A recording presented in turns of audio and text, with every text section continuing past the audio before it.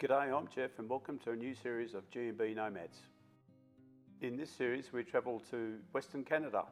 So join my much better half Bobby, my sister Margaret and myself as we head over to Vancouver and beyond.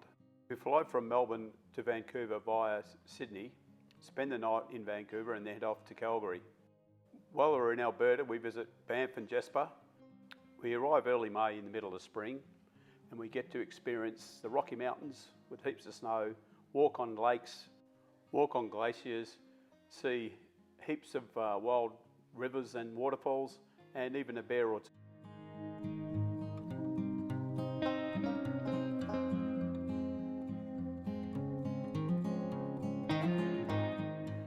We left Jasper on the Rocky Mountaineer, and that was an experience within itself.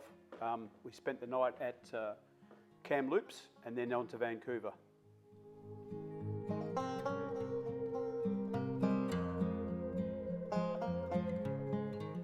In our first video of this series, we depart Vancouver on the Zaandam, the ship that takes us up to Alaska. We visit Juneau, go whale watching, and then we head to Skagway and do the White Pass train.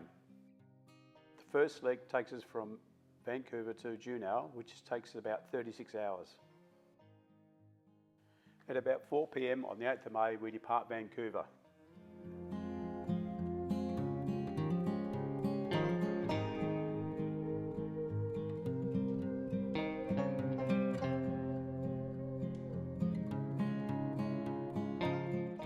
We are now passing under the Lions Gate Bridge in Vancouver.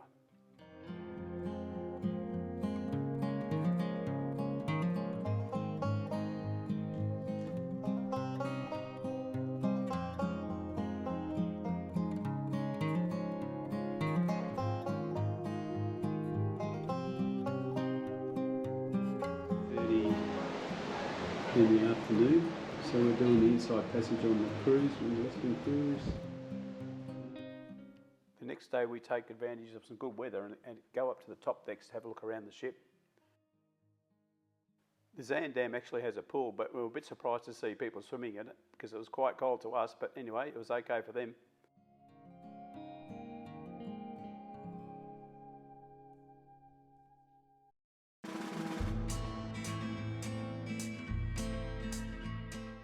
This is a view from our balcony.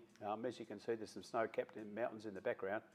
As you can see, the weather's been really good, but it's still quite cold.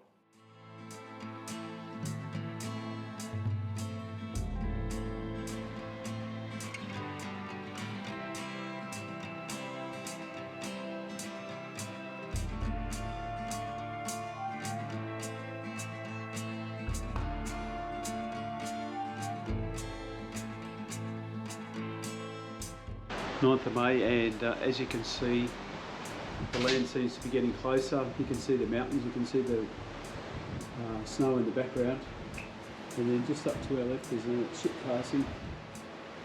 Looks like it's going to start to get foggy soon. There's a container ship that we've seen earlier, about 5-10 minutes ago.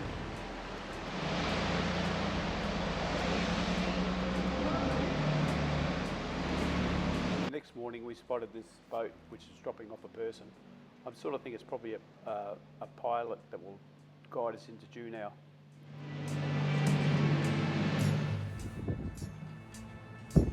This is from our balcony in the ship. I think we are just about coming to Juneau.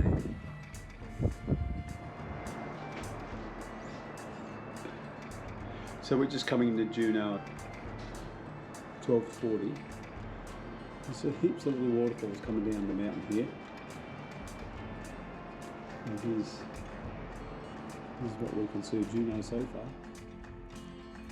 There's other ships already docked.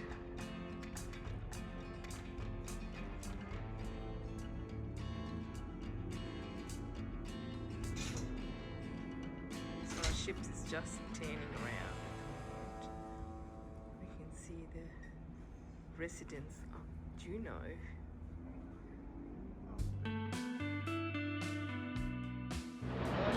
Okay, so there's the Zaandam, that's our boat that we came on at Juneau in Alaska. Bobby and myself decided to go for a walk around town and maybe do a whale tour, but poor old Margaret, she was crook, so she stayed in bed for the whole day.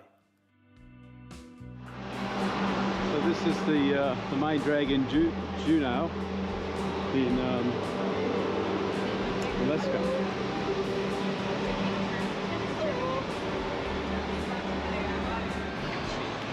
It's a red bus.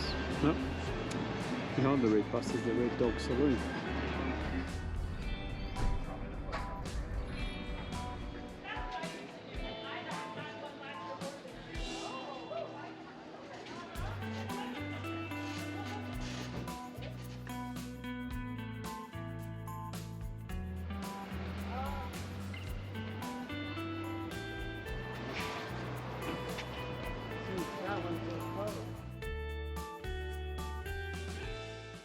Now on our way to a whale tour, which we managed to get for $120 US.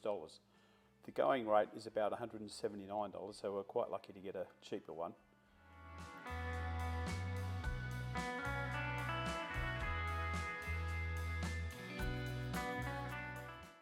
Juneau has the reputation for being one of the best spots in the world to do a whale tour. The humpback whales come up from the southern oceans in the Pacific to Juneau, so they can fill on the krill. So it makes it a great spot just to come and see the whales. It's basically you're guaranteed to see whales. Woo! Come over here, baby. Come there. Will, there's a whale. Oh my God. There's a whale. I love it. Come on, there we go. Woo! Yeah. All right.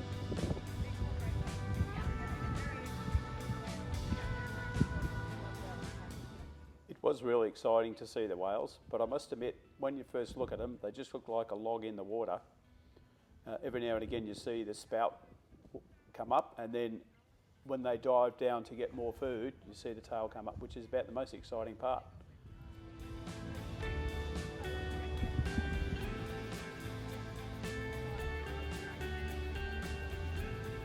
Yay!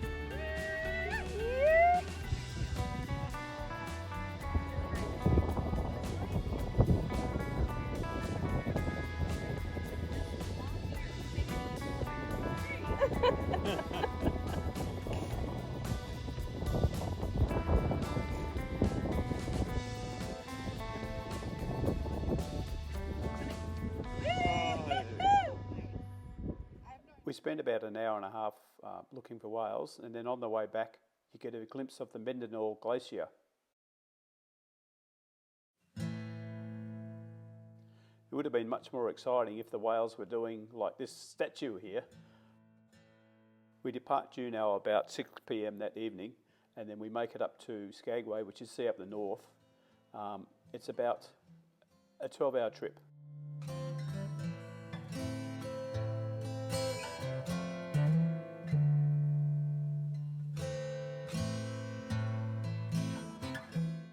We arrive at Skagway, which is our second port of call, and this is where we do the White Pass train trip. Margaret's feeling much better today and was able to join us on the White Pass train trip. The trip costs us $150 US per head. The trip starts in Skagway at sea level and goes up to an elevation of 2,800 feet, a distance of about 22 miles. You will shortly. You can answer just about any question that you might have about your trip today. I'd also like to introduce the man in charge of our train today, that is our conductor, Jim Pemberton. Gold was discovered in the Yukon in Canada in the 1890s, which led to the construction of the White Pass train rail. Gosh, girls, we're excited about this. What an exciting train ride we're on today. More about the gold rush later on in the video.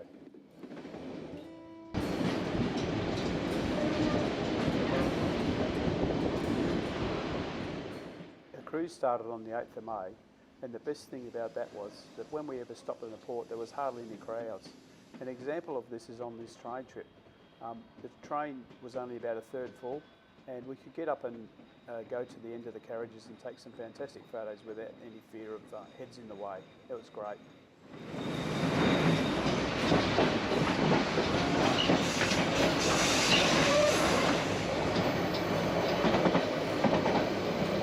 train track up there. You can see in between the gap there, you can see the bridge.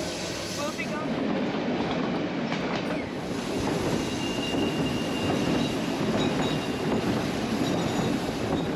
The line down there below, you can see there's a bridge there.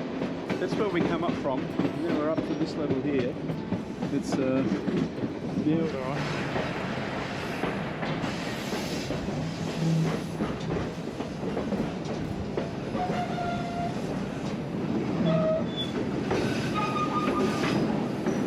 We're going on.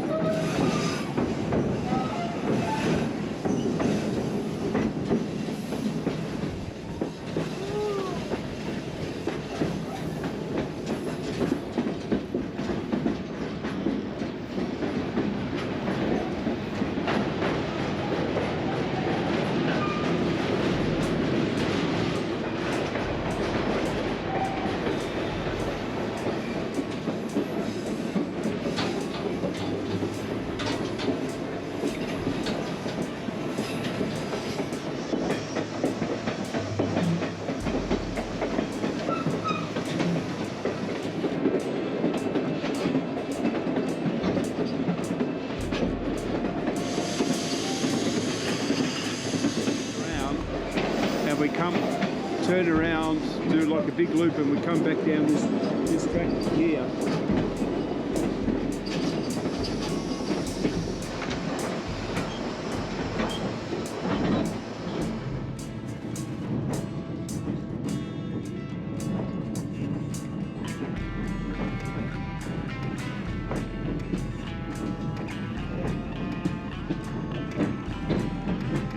So going over the new bridge. The old bridge.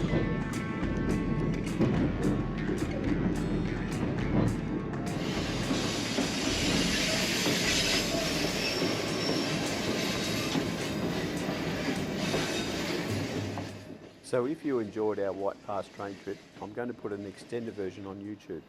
A link will be at the end of the video. So if you enjoy it, please hit the link. So here's the train that we're on, going up to White Pass, and we're just going to go for a walk. There's Margaret and Regina. We're just going for a walk into Skagway itself. Looks like there's some beautiful old historical buildings.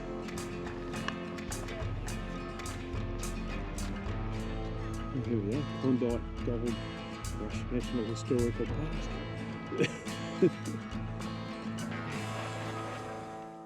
We found Skagway to be a fascinating place. There's heaps of stories about the gold miners and the gold rush days. The miners had to endure minus 40-degree temperatures often in the winter. On top of that, the Canadian government enforced the miners to carry 12 months worth of supply.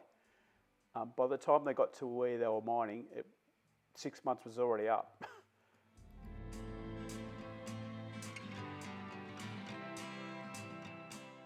The amount of effort the miners put in, with little or no result for the huge majority of them, this statue tells a story. The dog carrying all the dog. Oh, look at the dog is carrying everything. Oh no. But look at how he's. Yeah. So Big he knows dog. that guy's upset. Yeah. So there's a poster on the side of the wall. The miners in their day through the Skagway. So starting from where the trains were, down this way.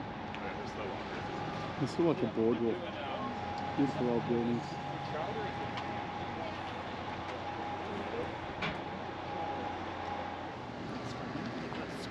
People trying to talk in, coming in. Oh yeah. Yeah. There's those jewelers. Oh, remember.